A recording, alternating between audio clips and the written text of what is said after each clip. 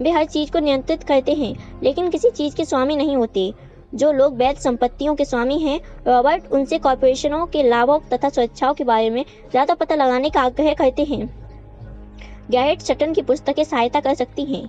सारांश में, कॉरपोरेशन वाले बिजनेस मालिक कमाते हैं, खर्च करते हैं, टैक्स चुकाते हैं। वे कर्मचारी जो कॉरपोरेशनों के लिए काम करते हैं, कमाते हैं, टैक्स चुकाते हैं, खर्च करते हैं। बाएं गोलार्ध का पल। अकाउंटिंग वित्तीय साक्षरता या संख्या पढ़ने की योग्यता है। यह एक अत्यंत महत्वपूर्ण योग्यता है। अगर आप एक साम्राज्य बनाना चाहते हैं, आप जितने ज्यादा पैसों के लिए जिम्मेदार होते हैं, उतनी ही ज्यादा सटीकता की आवश्यकता होती है, वरना मकान भर भराकर गिर जाता है। दाएं गोलार्ध का पल। निवेश पैसा से पैसे को बनाता है। दाएं गोलार्ध का पल। निवेश पैसा पैसे को बनाता है का विज्ञान है। इसमें रणनीतियों और फॉर्मूलों की आवश्यकता होती है जो मस्तिष्क के सृजनात्मक हिस्से का इस्तेमाल करते हैं। अवचेतन पल। बाजार को समझना मांग और पूर्ति का विज्ञान है। आपको किसी निवेश में फंडामेंटल या आर्थिक पहलुओं के अलावा बाजार के तकनीकी पहलुओं को जानने की आवश्यकता है जो भावना से संचालित होते हैं। रॉबर्ट क्या कह रहे थे? अब सोच विचार करने का समय है। खुद से पूछें, रॉबर्ट इस उद्धरण में क्या कह रहे हैं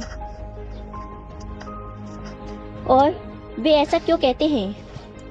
इस खंड में आपको रॉबर्ट के साथ सहमत या सहमत होने की आवश्यकता नहीं है। लक्ष्य तो ये समझना है कि रॉबर्ट क्या कह रहे हैं। याद रखें, यह पाठ्यक्रम सहयोगी और समर्थक बनने के लिए तैयार किया गया है।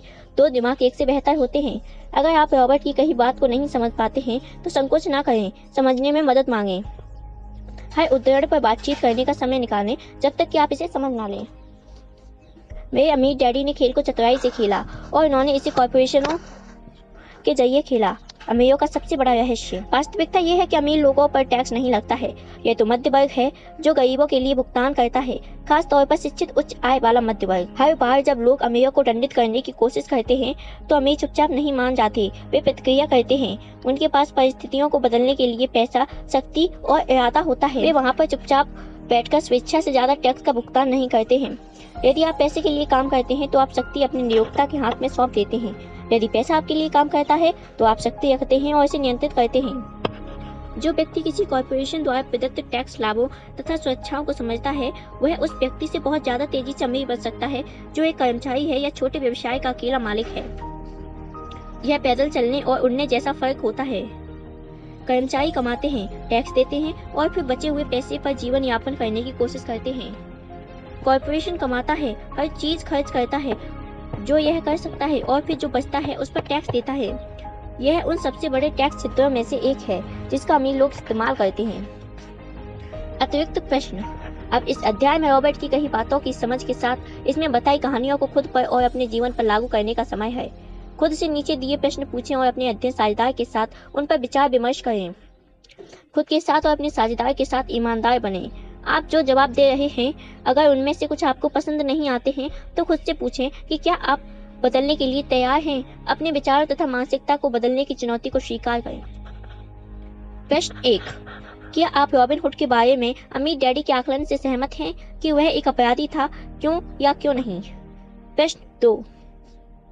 क्या टैक्स ने सरकारी व्यय के साथ एक ज्यादा बड़ी समस्या उत्पन्न कर दी है? प्रश्न 3।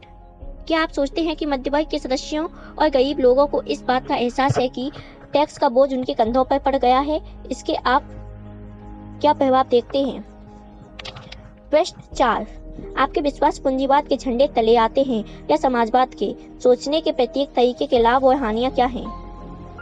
प्रश्न 5। क्या टैक्स चुकाने से बचने के लिए अमीर कॉरपोरेशनों के लाभ का इस्तेमाल करके सही काम करते हैं? क्या आप सोचते हैं कि अगर ज्यादा लोग इस सिस्टम को बेहतर समझ लें तो वे भी ऐसा ही कर सकते हैं? प्रश्न 6। वे विशिष्ट तरीके कौन से हैं जिनसे आप अपनी संपत्तियों के लिए कॉरपोरेशन का इस्तेमाल करके लाभान्वित हो सकते हैं?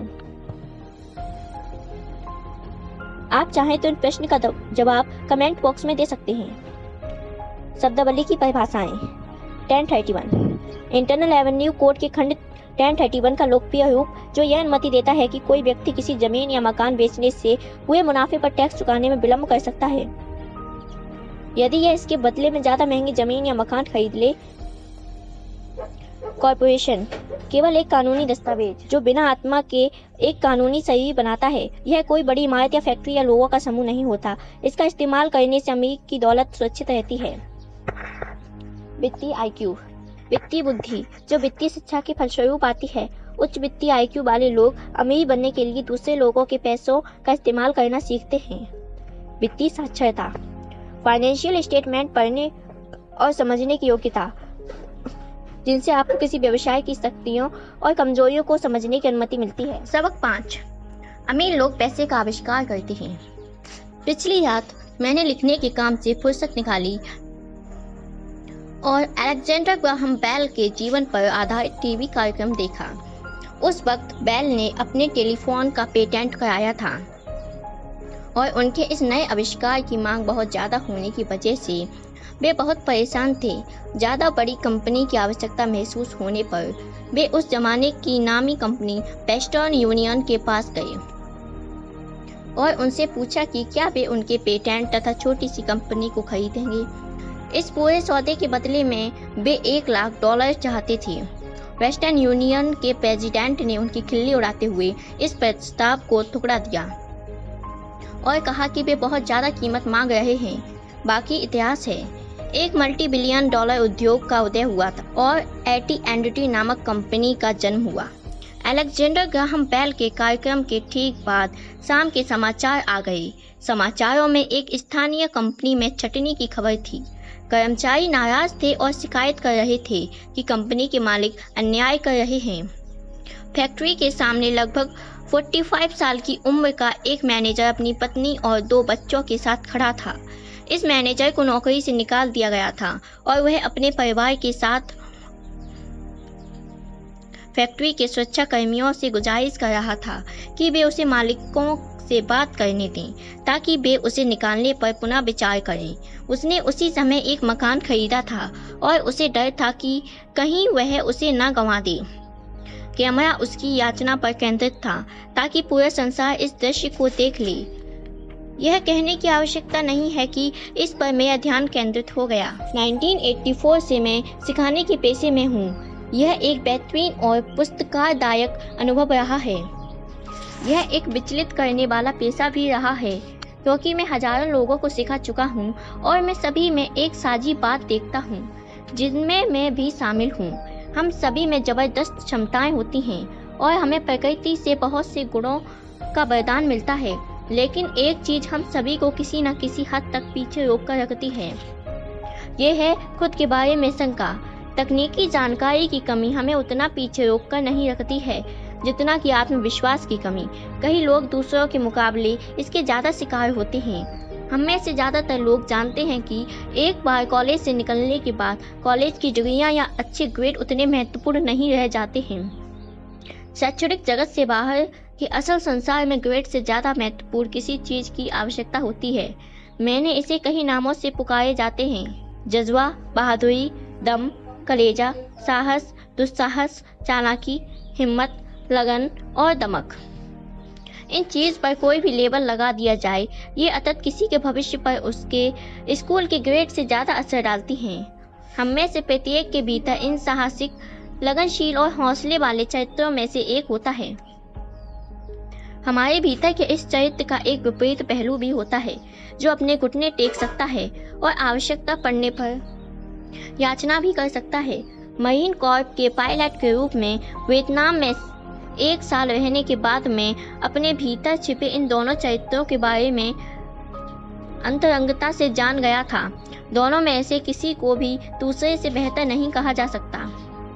बहरहाल, शिक्षक के रूप में मैंने पहचाना कि बहुत ज़्यादा डर और अपनी क्षमताओं पर शंका ही इंसान की प्रतिभा के सबसे बड़े दुश्मन होते हैं। यह देखकर मेरा दिल टूट जाता था कि विद्यार्थी जवाब तो जानते थे, लेकिन उनमें जवाब के अनुरूप काम करने का साहस नहीं था। संसार में अक्सर चतुर नहीं, साहसी लोग आगे बढ़ते हैं। मेरा खुद का अनुभव यह रहा है कि वित्तीय प्रतिभा के लिए तकनीकी ज्ञान और साहस दोनों की ही आवश्यकता होती है। अगर डर बहुत ज़्यादा प्रबल है तो प्रतिभा का दमन हो जाता है। अपनी कक्षाओं में मैं विद्यार्थियों को बहुत प्रेरित करता हूँ कि वे जोखिम लेना सीखें, बहादुर बने और अपनी प्रतिभा से उस डर को शक्ति व चतुराई से बदल लें। कुछ के लिए यह कारगर होता है जबकि बाकी डर जाते हैं। मुझे एहसास हो चुका है कि पैसों के मामले में ज़्यादातर लोग सुरक्षित खेल खेलना चाहते हैं।